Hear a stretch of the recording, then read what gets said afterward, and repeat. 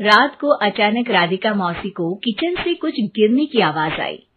उन्होंने बाहर निकल के देखा तो किचन में उन्हें कोई सफेद साड़ी में दिखा। वो चीख पड़ी, हे भगवान, आलतू जलाल तू आई भला को टाल तू, आलतू जलाल तू आई भला को टाल तू। राधिका मौसी को चीखते सुनकर श्रवण बाहर आता है भागते हुए। अरे माँ, क्या हुआ? क्या देख लिया? दादी माँ आ गई क्या सपने में? अरे बेटा, रसोड़े में देख तो कौन है? श्रवण रसोड़े में झांक कर देखता है और उसे कोई नहीं दिखता अंदर। अब रसोड़े में तो कोई नहीं है माँ। कोई सफेद साड़ी में नहीं है क्या? नहीं माँ, कोई भी नहीं है। चिल्लम चिल्ली की आवाज सुनकर काजल भी वहां आ जाती है। अब क्या हो गया माँ जी? अरे बेटा, रसोड़े में एक चुड़ैल थी सफेद साड़ी में। अरे क्या कर रही थी वो अंदर? अरे बताया नहीं, कल आएगी ना तो पूछ लूंगी। चुड़ैल जी, आपका क्या प्लान है? माँ जी, रात बहुत हो गई है, आपने कोई बुरा सपना देखा होगा, चलिए सो जाइए। राधिका मौसी सोने तो चली जाती है पर उनको रात भर नींद ही नहीं आती। वो कुछ भी उलझुल बातें सोचने लगती है। कहीं चुड़ैल की वजह से तो घर में टेंशन नहीं हो रहा, कहीं उसी की वजह से तो वो दादी नहीं बन पा रही। सुबह जब राधिका मौसी रसोड़े में छानबीन करती है तो पाती है कि नींबू का अचार गायब है। चुड़ैल नींबू का अचार ले गई, मुझे तो ठीक नहीं लग रहा कुछ। चुड़ैल को भी पता है कि जिंदगी का असली मजा तो खट्टे में ही है। राधिका मौसी झट से श्रवण को फोन कर देती है। बेटा, मुझे समस्या समझ में आ गई है, हमें एक तांत्रिक की जरूरत है। अरे क्या बोल रही हो माँ, तांत्रिक की क्या जरूरत है? आप पूजा पाठ तो कर ही रही हो ना। आलतू जलालतू मंत्र सारे फालतू जैसे कुछ मंत्र पढ़ो, चली जाएगी अपने आप चुड़ैल। अरे नहीं बेटा, कभी चुड़ैल को कम नहीं समझते। अरे तुझे पता भी नहीं चलेगा कि कभी वो छल करके काजल की जगह घर की बहू खुद बन जाएगी। क्या माँ, कुछ भी बोल रही हो? कहाँ काजल और कहाँ चुड़ैल? वैसे एक बात बताओ, काजल को अगर गाने के लिए बोल देना तो चुड़ैल काजल की आवाज सुनकर घर तो क्या, धरती लोग छोड़कर चली जाएगी। तुम ना पढ़े लिखे बच्चे हर चीज को मजाक समझते हो। तुम रहने दो, मैं खुद ही तांत्रिक को बुला लेती हूँ। अच्छा सुन, शाम को इमली लेके आना। क्या है कि चटनी खाए बहुत दिन हो गए है ना? नहीं माँ, इमली तांत्रिक से ही मंगवा लो ना, आटा वगैरह भी उसी से पिसवा लेना। देखो मुझे काम करना है। श्रवण रात को कई तरह की सब्जियों के साथ माँ के कहने पे चटनी के लिए इमली भी ले आया था, लेकिन राधिका मौसी के दिमाग में अलग ही फिल्म चल रही थी। उन्हें अब सिर्फ शक ही नहीं यकीन होने लगा था कि शायद चुड़ैल ने श्रवण पर अपना जाल बिछा दिया था, जिस वजह से श्रवण उनकी बात ही नहीं मान रहा था।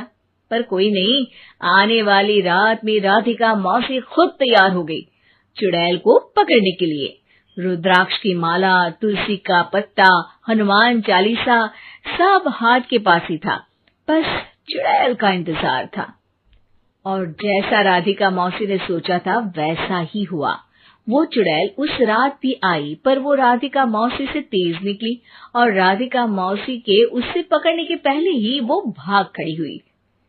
जरूर बहू पे साया है उस चुड़ैल का, तभी तो श्रवण के कमरे में गई है। और अगली सुबह राधिका मौसी पिछली रात हुए हमले में किन चीजों का नुकसान हुआ उसका हिसाब लगा रही थी। उनके खेमे से एक आम के अचार की शीशी भी गायब हो चुकी थी और वो इमली भी जो कल श्रवण लेकर आया था। राधिका मौसी इस बारे में सोच ही रही थी कि श्रवण जल्दी से रसोड़े में आकर दवाइयों की पोटली ढूंढने लगता है।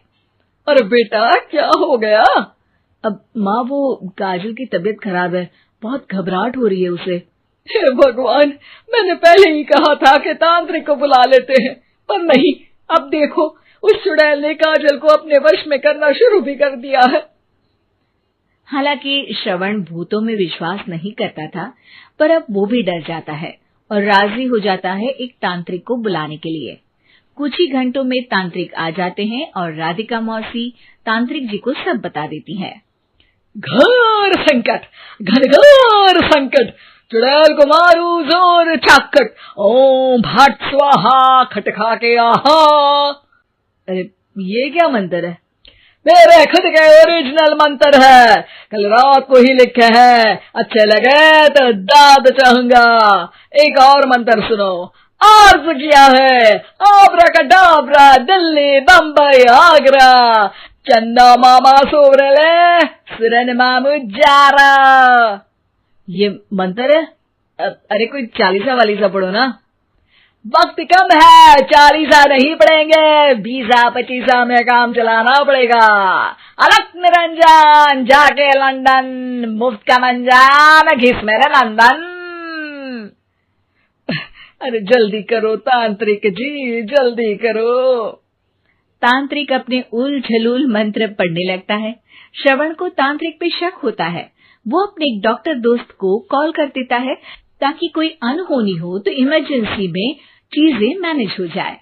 तांत्रिक धुनी रमाता है, जिसकी वजह से कमरे में काफी धुआं हो जाता है और जिसकी वजह से बहू की घबराहट बढ़ जाती है। अब भागेगी चुड़ैल। हाँ। बहू खांसते हुए धुएं से बचने के लिए बाहर चली जाती है। अरे भाग रही है, भाग रही है। पीछे पीछे श्रवण भी जाता है। बहू एक सोफे पर बैठ जाती है। तभी डॉक्टर दोस्त आ जाते हैं और श्रवण को पानी लाने के लिए कहते हैं। थोड़े चेकअप के बाद डॉक्टर कहते हैं, मेरे हिसाब से जाप का काम पूरा हो गया है। क्या मतलब? अरे कुछ भी नहीं माँ, कोई चुड़ैल नहीं है, खुशखबरी है, अब दादी बनने वाली है। मगर वो सब अचार के डब्बे। श्रवण दोनों अचार के डब्बे अपनी माँ को दिखाता है, जो कि उनके बिस्तर के नीचे छुपे हुए थे।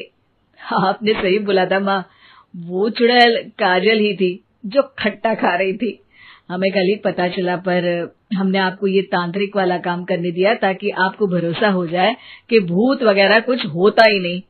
अच्छा अच्छा, ये तो बड़ी खुशी की बात है। पर बेटा मुझे एक झाड़ू तो ला दे। क्यों माँ?